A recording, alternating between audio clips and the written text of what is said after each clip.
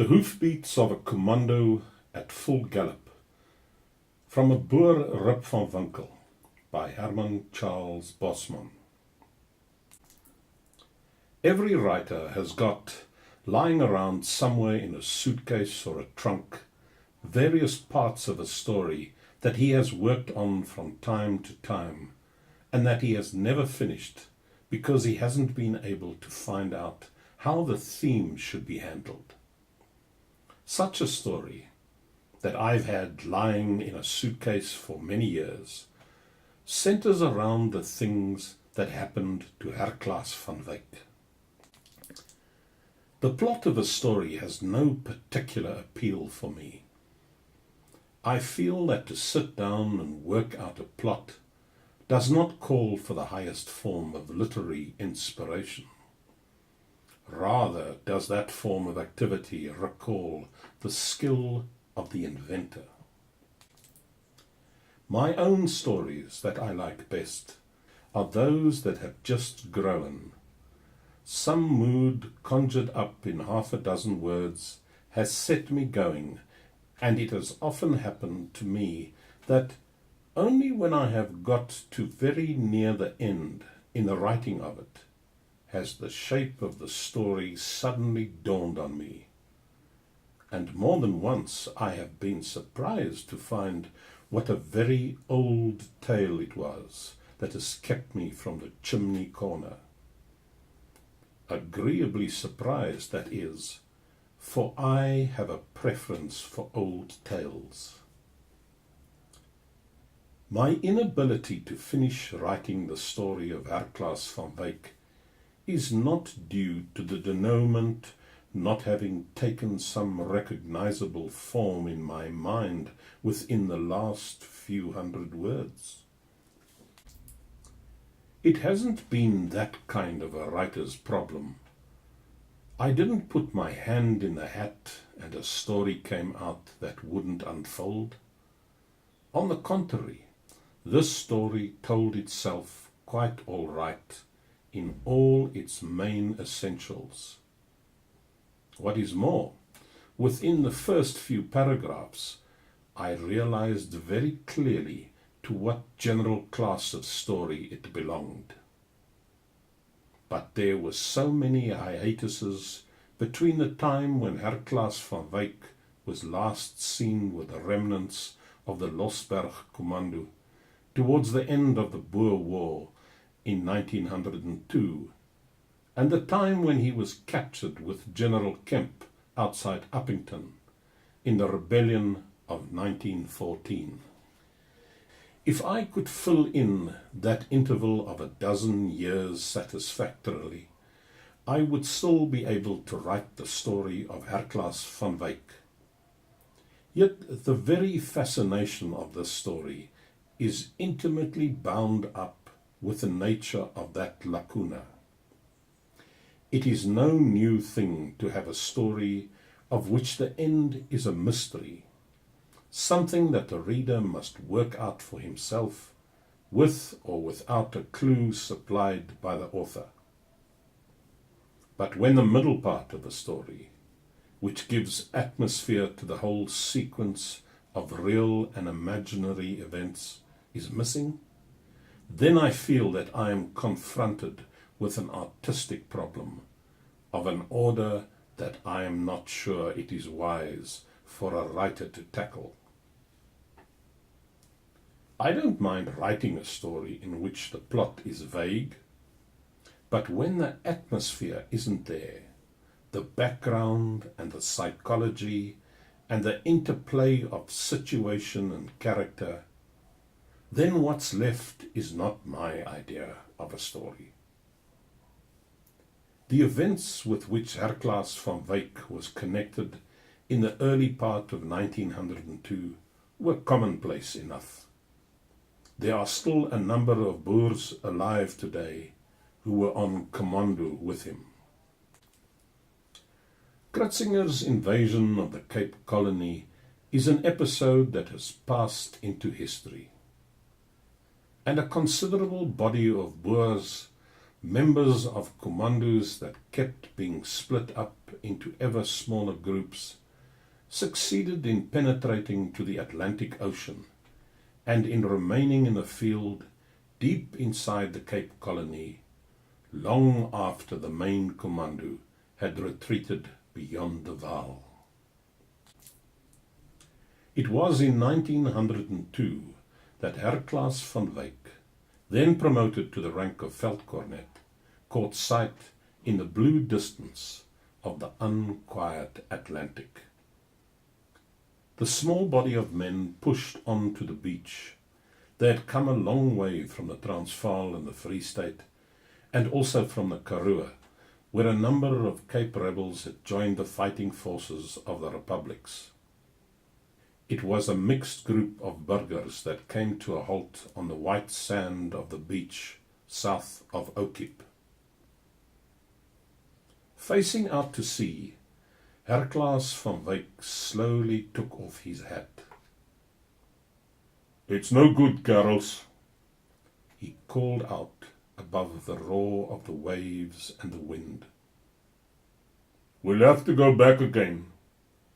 There's no drift around here where we'll be able to get our horses through." About Herklaas van Wyk there was a certain measure of grandeur, even in defeat. And his story, up to that time, when the sea wind was whistling through his black beard, was straightforward enough. In fact, you can read about him in any history book dealing with that period. But it is on his way back to the Transvaal, when he and his men had to elude flying English columns and had to cross barbed wire fences with blockhouses threaded onto them, that Herklaas van Wyk quits the pages of printed history, complete with dates and place names, and enters the realm of legend. It is generally accepted that he was still in the field when the Boer War ended in May 1902. His own story is that he crept into a deserted rondavel at the foot of a koppie in the Uppington district, and that he fell asleep there with his Moser beside him and his horse tethered to a thorn tree. Another story, subscribed to on doubtful authority by fellow members of the rebel commando that surrendered with Herklaas van Wyk in 1915, after General Kemp had failed to take Uppington, seeks to account for that interval of a dozen years in a different fashion. In terms of this latter attempt at reconstructing the facts, all that happened to Herklaas van Wyk between 1902, the end of the Boer War, and 1914, the year of the outbreak of the rebellion, was that he lived on some farm in the Uppington district as a bywoner. It is readily conceivable, protagonists of this standpoint declare, that he slept quite a lot during that period, especially on hot afternoons when his employer had sent him out to look for strayed cattle. Who has not heard, this school of doubters asks, of a bywoner lying asleep in his rondavel when he should be at the borehole pumping water? I can only reply that this story, which represents him as a decadent bywoner, does not fit in with my conception of Herklaas van Wyk as a person. I still prefer Herklaas van Wyk's own story, which he told to anybody who would listen after he had been captured by Botha's government forces. For one thing, if we accept Herklaas van Wyk's account of his long sleep in the abandoned rondavel at the foot of a koppie in the Uppington district, we have the material for a South African legend as stirring as the one that Washington Irving chronicled. This is surely no idle coincidence. Above all, there is a Gothic quality in Herklaas van Wyck's own story. A gloomy magnificence that is never absent from the interior of a rondavel at the foot of a koppie, if that koppie is composed of ironstone. Herklaas van Wyk, asleep in a dark corner, waiting, a backveld Barbarossa for his far-off awakening, in an hour filled with the thunder of horses' hooves and the noise of battle. The old man with the white beard and the rusty Moser, and the walking skeleton of a horse, had been with Kemp's rebel commando for the best part of a week of dispirited running away from government forces. It now began to dawn on the little band of 1914 rebels that Oom Herklaas van Wyk was, as they interpreted it, in his second childhood. It was clear that he thought the year was 1902. It was obvious that he did not know that he was a rebel who had taken the field against the Union troops. Instead, he spoke of himself as a Transvaal burger, and he referred to Cronje's surrender at Paardeberg scornfully, as though it had taken place yesterday. He was very puzzled also when he learnt for the first time that the rebel commando was being pursued by a column of Botha men. But if Botha is chasing us, Herklaas van Wyk demanded, who is fighting Kitchener? Thus it came about one evening, when the rebels were encamped in a blue gum plantation on the road to Uppington, that a lot of explanations were made. I remember the day you joined us, Oom Herklaas. Jan Gous, a young rebel, said after Herklaas van Wyk had told his story, and they had persuaded him that the year was indeed 1915, and that he was not now fighting in the Boer War. Your white beard was blowing in the wind, Oom Herklaas, and several of us laughed at the awkward way your old horse cantered, throwing his legs all to one side. So you really say you slept for 12 years? I believe now that you've told me, Herklaas van Wyk replied, that I must have lain asleep on the floor of that rondavel all those years. That must have been just at the end of the Boer War. And it's funny that I didn't wake up before my nation again needed me. The rebels received the old man's last remark in silence. They were beginning to doubt the wisdom of their armed uprising. They had been driven from pillar to post for many days. Incessant rain had damped their ardor. Did you remember to wind your watch before you went to sleep in that rondavel, Oom Herklaas? Jan Gous asked, trying to change the subject. The others did not laugh at this sally. For one thing, the rain had started coming down again.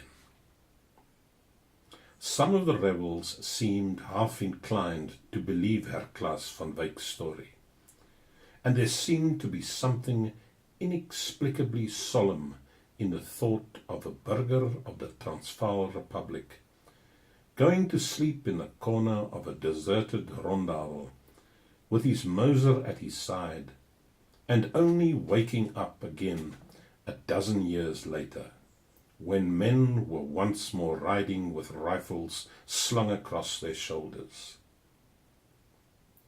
"Did you dream at all during that time, Herman?" another man asked in a half-serious tone. The old man thought for a little while. I remember dreaming about a mossie settling on a coral tree that was full of red flowers. Herman van Wyk answered slowly. But I think I dreamt of it a long time back, after I had been asleep only 4 years or so. Jan Gous shivered. The red flowers on that coral tree must be pretty well faded by now, he thought. And it gave him a queer feeling to think of that mossie that an old man saw in a dream, flitting about in the sunshine of long ago. It made Jan Gous feel uncomfortable for a reason he could not explain. My Moser is very rusty, Herman van Wyk continued. I've tried oiling it, but that doesn't help. I'll have to hands up or shoot one of the enemy and take his limit off him, like we used to do. How long will it take us to win this war, do you think? The rebels did not answer. They knew that their cause was already shot to pieces. In spite of the old man's senility, there seemed to emanate from his spirit a strange kind of assurance, a form of steadfastness in the face of adversity and defeat that they themselves did not possess. It seemed that there was something inside the entrails of this burgher of the Transvaal Republic that they didn't have. Something firm and constant that they had lost. And they felt, sensing the difference between the previous generation and their own, without being able to express their feelings in words, that in that difference lay their defeat. "What happened about your horse, Herman?" a young rebel asked eventually. Outwardly dilapidated, Herman van Wyk still seemed to represent somehow the gloom and grandeur of a greater day. I tethered my horse to a thorn tree, Herman van Wyk said. and he too must have fallen asleep. I'm sure that the hoof-beats of a Commando at full gallop must have awakened him also. For when I got to the thorn tree, which hadn't grown much during that time, you know how slowly a thorn tree grows, my old war horse was sniffing the wind and pawing the ground, and his neck was arched.